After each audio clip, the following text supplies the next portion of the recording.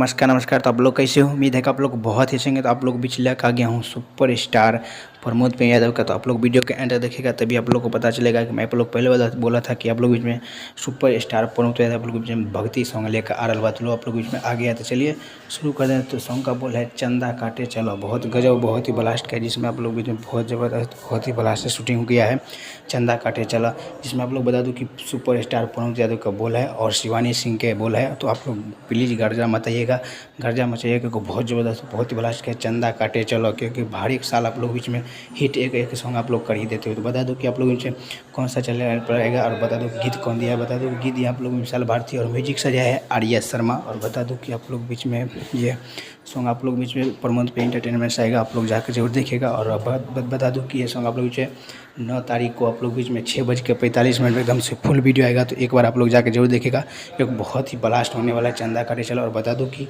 Super star Pramod के जो entertainment जो चैनल है उस पर चैनल पर आ गया आप लोग 6:45 मिनट पर। तो आप लोग जाकर जरूर देखिएगा। चलिए हम वीडियो पर नहीं आए हो तो चैनल को सब्सक्राइब कर जाइएगा। तब तक के लिए मिलता हूँ अगले वीडियो में।